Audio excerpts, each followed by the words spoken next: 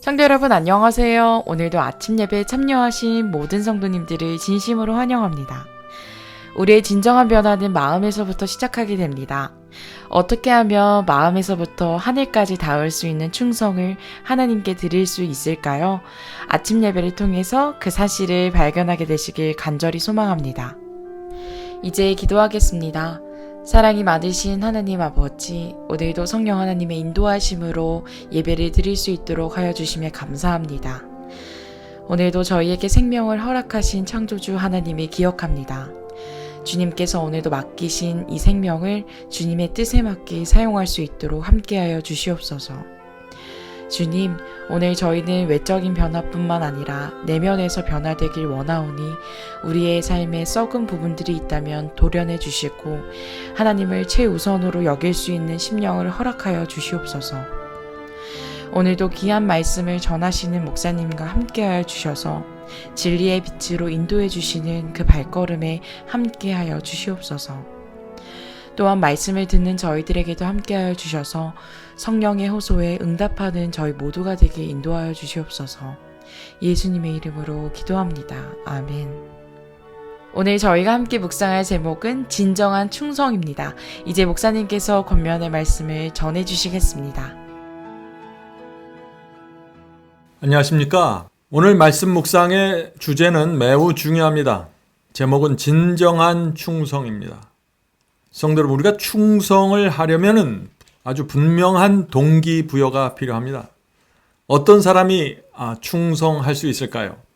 그것은 단순합니다. 내가 준 것보다 받은 것이 커야 충성할 수 있습니다. 받은 것이 크면 클수록 충성의 동기는 분명해집니다.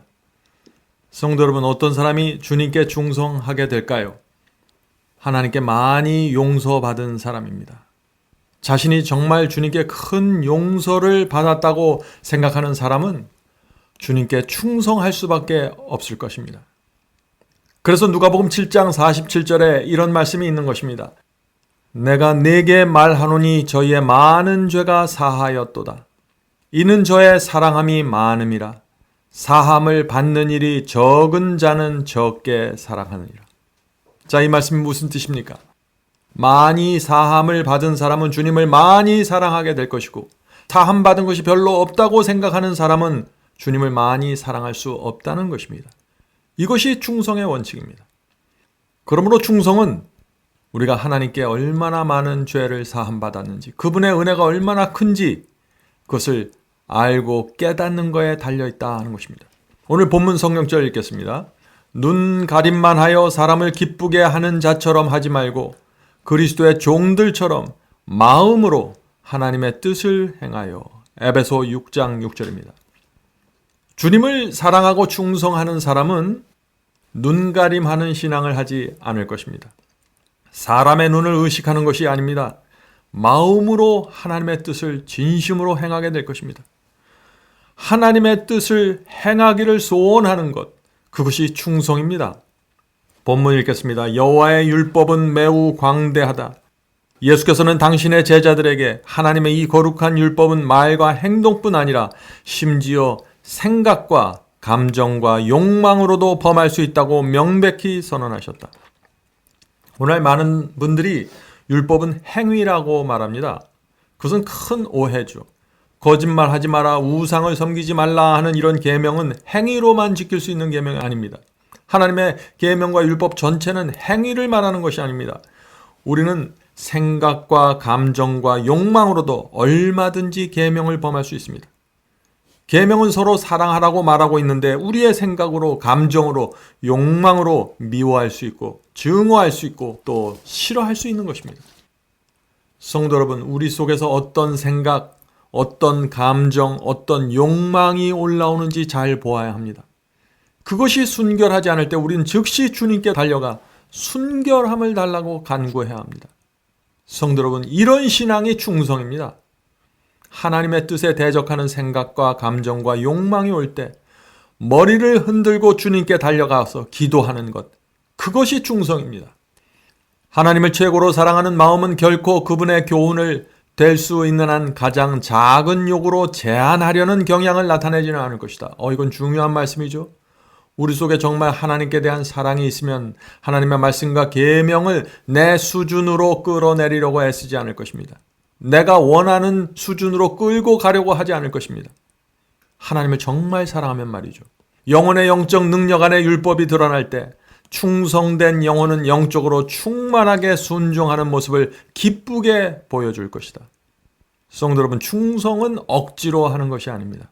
충성은 감사와 기쁨으로 드리는 마음입니다. 우리 마음에 정말 충성이 새겨져 있을 때 우리는 이렇게 기쁨과 감사로 드리는 헌신과 순종으로 나가게 되는 것이죠. 그때 계명은 그 진정한 힘을 통해 영혼에게 분명히 이해될 것이다. 죄는 매우 죄되게 보일 것이다. 더 이상 독선과 자만과 자기 영광을 구하는 일이 없을 것이다. 자기 안전을 추구하는 일은 사라질 것이다.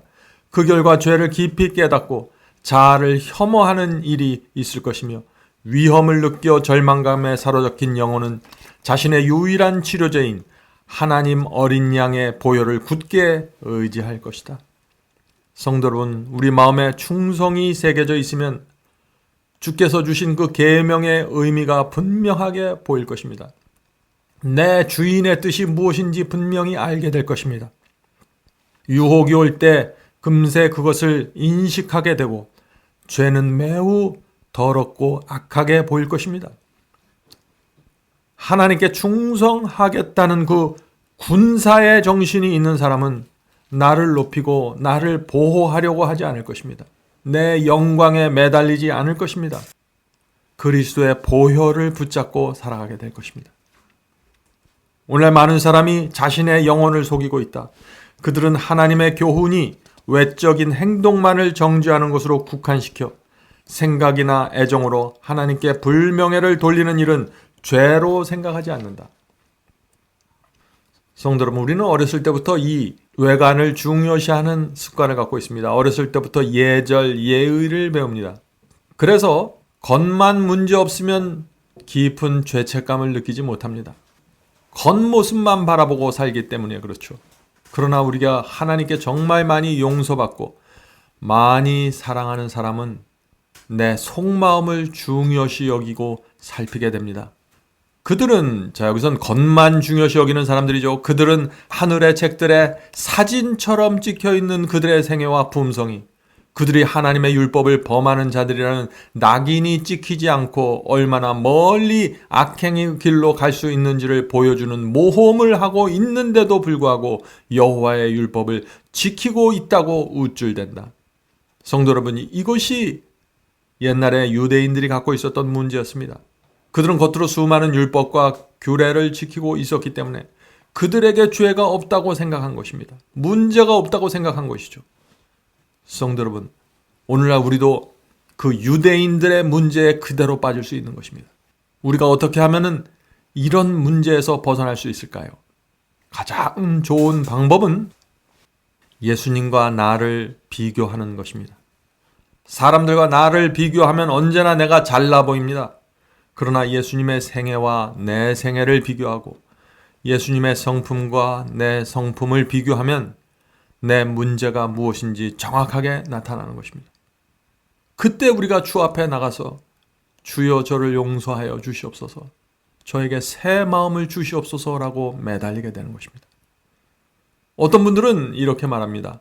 예수님과 나를 비교하면 언제나 나는 죄투성인데 그렇게 신앙하는 것은 너무나 힘든 것이 아닙니까? 라고 말하죠. 성도 여러분, 우리는 지금 충성에 대해서 말하고 있습니다. 막달라 마리아처럼 내가 정말 많이 용서받았습니다. 용서받을 수 없는 죄를 내가 사함받았습니다. 라고 느끼고 고백하는 사람들은 늘 주님을 따르기 원하게 되고 그분처럼 살기를 소원하게 될 것입니다. 그래서 그분과 비교하면서 살아가게 될 것입니다. 온갖 불의에서 떠나려고 하는 모든 영혼은 생각과 말과 품성에서 항상 주님의 편에 서는 자가 되려고, 곧 그분의 모든 요구에 순종하는 자가 되려고 애쓸 것이다.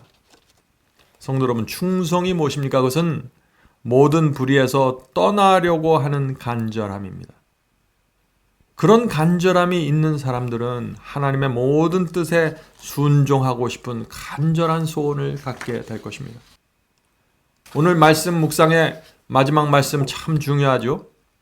마음이 하나님과 올바른 관계를 맺을 때, 이것이 오늘 말씀의 키포인트입니다. 성도 여러분, 우리가 하늘 아버지와 올바른 관계가 되어야 합니다. 그냥 시키는 대로 생각 없이 일하는 노예의 정신을 갖고 있는 것이 아니라 아버지께 감사하고 아버지께 충성하고 싶은 자녀가 되는 것입니다. 그런 관계가 되어야 되는 것입니다. 그것이 양자의 영을 받은 그리스도인입니다. 이것이 살아있는 신앙으로 들어가는 문이 되는 것입니다. 마음이 하나님과 올바른 관계를 맺을 때 온 생애는 순결하고 세련되며 고상해지고 거룩해질 것이다. 눈이 온전할 것 같으면 온 몸은 빛으로 가득 찰 것이다. 신앙은 외형적인 문제가 아니다. 신앙은 마음의 일이다. 성도 여러분, 이 충성은 기독교 신앙의 핵심입니다. 자, 신약 성경에서 주님께 충성을 바치는 한 여인이 나오는데 그 여인이 누구일까요? 누가복음 7장에 그 여인의 모습이 나옵니다. 오늘 이 말씀을 읽고 마치도록 하겠습니다. 누가복음 7장 41절부터 45절입니다. 이 말씀을 잘 명상하면서 들어보시기 바랍니다. 가라사대 빚을 주는 사람에게 빚진 자가 둘이 있어 하나는 500데나리온을 빚졌고 하나는 50데나리온을 빚졌는데 둘 다 빚을 갚을 수 없으므로 둘 다 탕감하여 주었으니 둘 중에 누가 저를 더 사랑하겠느냐? 예수께서 질문하시는 것이죠. 시몬이 이렇게 대답합니다. 시몬이 대답하여 가로되 제 생각에는 많이 탕감함을 받은 자니이다. 예수께서 가라사대 내 말이 옳다 하시고 여자를 돌아보시며 시몬에게 이르시되 이 여자를 보느냐? 내가 내 집에 들어오매 너는 내게 발 씻을 물도 주지 아니하였으되 이 여자는 눈물로 내 발을 적시고 그 머리털로 씻었으며 너는 내게 입맞추지 아니하였으되 저는 내게 들어올 때로부터 내 발에 입맞추기를 그치지 아니하였으며. 성도 여러분, 이것이 충성입니다. 오늘도 주님께 나가 500데나리온 빚진 자로 오늘 살아가게 되시길 간절히 바랍니다. 기도하겠습니다. 하늘에 계신 아버지, 누가복음에 나오는 이 여인처럼 우리가 온 마음을 다하여 주님의 발을 씻기고 주님께 다가가고 주님을 붙잡을 수 있도록 도와주시옵소서. 우리 마음에 충성이 새겨질 수 있도록 도와주시옵소서.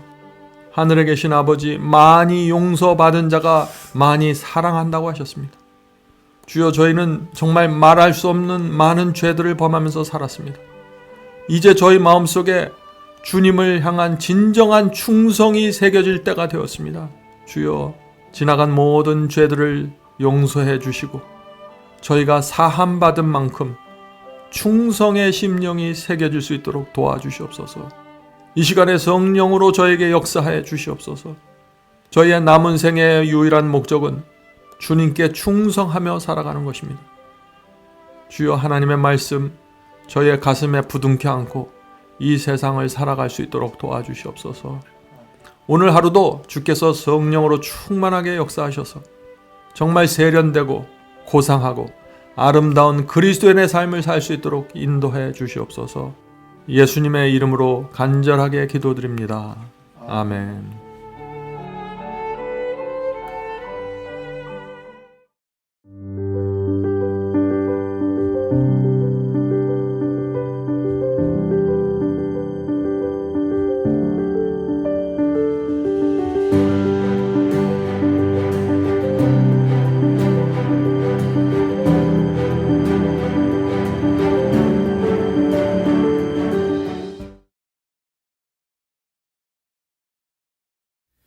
복의 근원 강림하사 찬송하게 합소서.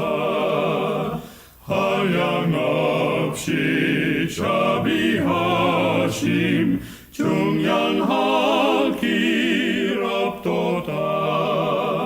찬사들의 기쁜 찬송 나도하게 합소서. 구속하신 이내 허물 항상 찬송 주의 도와 주심하다 이때까지 왔으니 이와 같이 전국에로 이루기를 바라네. 하나님을 배반하고 죄에 빠진 우리를 예수 구원하시려고 보혈 흘려 주셨네. 주의 귀한 은혜 받아 일생 빚진 자 되네. 주의 은혜 사슬되사 나를 주께 맵소서. 우리 마음은 연약하여 범죄하기 쉬우니 하나님이 바르시